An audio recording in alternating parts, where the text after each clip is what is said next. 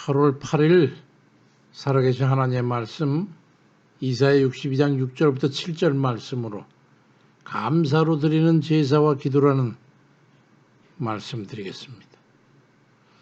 하나님의 권능을 얻고 싶으십니까? 전 며칠 전에 언덕 너머 도시마을을 뭐 좀 사러 가면서 지름길인 그 언덕인 능선을 따라서 아직도 작년에 쌓인 수북한 그 낙엽을 밟으면서 걸어가는데 사람들이 발길이 뜸한 그 길은 아주 좌우 양쪽에 모두 낡은 무덤들이 있습니다. 비석들에 보니 살았을 때 어떤 벼슬이나 또 대표적인 업적들 이런 거에 대해서 기록이 되어 있는 것 같은데 그걸 보면서 한가닥씩 하면서 참 수고롭게 살다가 갔구나. 남은 거라고는 땅만 못 쓰게 하고 누워있는 게로구나. 그 뭐 주인들 보면 이제 욕할 얘기지만 그런 생각이 들었어.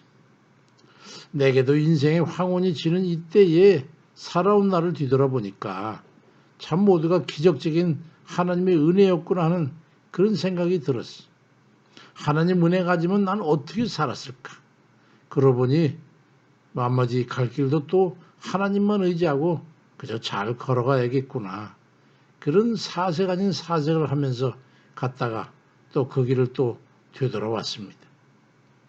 이사야 62장 6절 7절에 예루살렘이여 내가 너의 성벽에 파수꾼을 세우고 그들로 하여금 주야로 계속 잠잠하지 않게 하였느니라.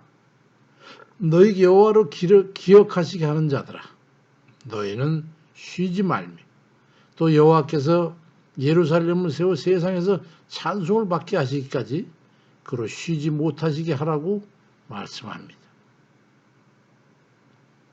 나는 삶의 시간에 쉬기도 하고 나태에 빠져 자빠져 있을 때도 있어도 하나님께서 나를 위해 잠시도 쉼없이 보살피시고 인도하시고 도우셔서 여기까지 살아오게 하신 걸 생각하니까 정말 감사해서 어찌하면 하나님께 감사와 기쁨을 되돌려 드릴 수 있을까? 그래 좀 더 힘써 살아야겠구나 하는 그런 생각을 했습니다. 혹시 하나님께 다 맡겨놓고 자신은 나 몰라라 하고 있지 않습니까? 하나님을 믿고 의지한다고 해서 다 맡겨놓고 자신은 제멋대로 살면서 하나님만 애쓰고 땀 흘리게 해놓고 나 몰라라 하는 그런 형태의 삶을 사는 이들이 너무나 많은 것 같습니다. 그건 믿음도 아니고 그 같은 불신이 또 어디 있겠습니까? 그 믿음으로 하나님 앞에 설 수 있겠습니까? 에스겔 36장 36절 이하에 나 여호와가 말하시니 이루리라. 주 여호와께서 이같이 말씀하셨느니라. 그렇지만 그래도 이스라엘 족속아 이같이 자기들에게 이루어주기를 내게 구해야 될 게 아니냐고 말씀합니다. 그러니 하나님 앞에 아무 준행은 없으면서 바라기만 한다고 해서 무엇인가를 얻을 줄 기대한다면 그걸 무슨 믿음이라 할 것입니까?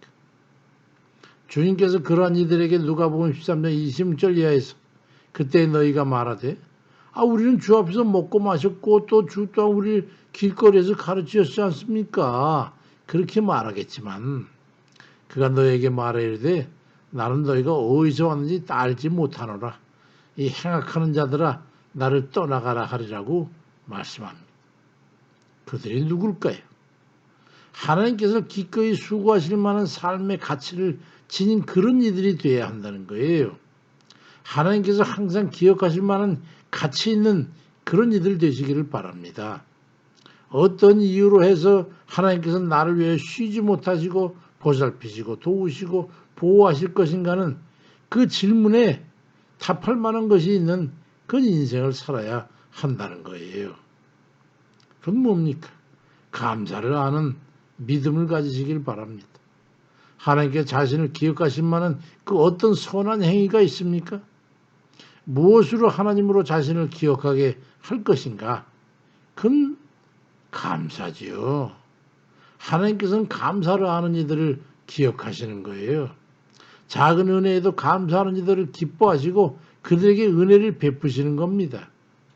시편 50편 23절에도 보면 감사로 제사를 드리는 자가 나를 영화롭게 하나니 그의 행위를 옳게 하는 자에게 내가 하나님의 구원을 보이리라고 말씀합니다. 하나님 앞에 간구하는 분들이 있으십니까? 하나님께 소원을 가지고 구하는 분들이 있으세요? 감사 없이는 그 소원을 이루지 못할 겁니다. 서원의 기도를 갚지 않으면 반드시 그 대가를 치르게 되는 성경적 이유가 무엇인지 아십니까? 그건 감사를 저버리기 때문입니다. 하나님께서 은혜를 베푸셨건만 은혜를 저버리고 감사치 않는 것은 하나님을 경홀히 여기는 그런 불신이기 때문에 하나님께서 진노하시는 거예요. 반드시 그걸 갚도록 하신 겁니다. 감사가 없고 하나님 앞에 인색하면서 하나님께 무엇을 얻고자 하십니까? 이 말씀을 결코 잊지 말고 꼭 기억하시기 바랍니다.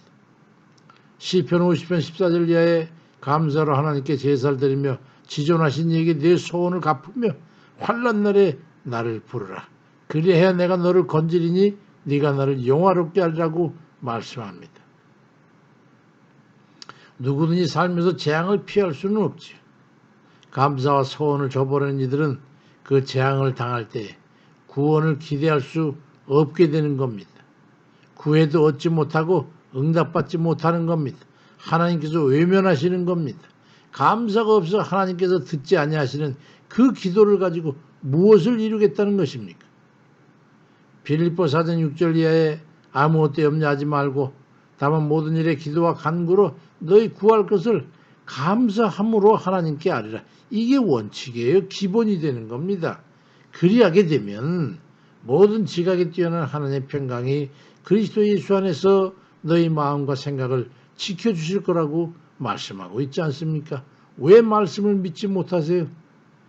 기억하시기 바랍니다. 절대 잊지 말아야 될 것이 그것입니다.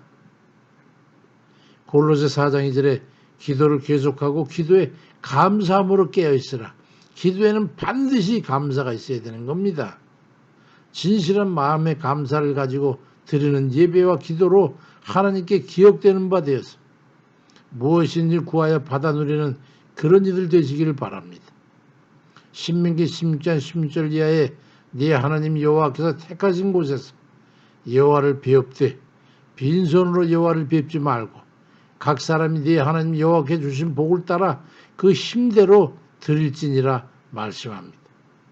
감사 없이는 빈손이 될 수밖에 없다는 것을 이해합니다.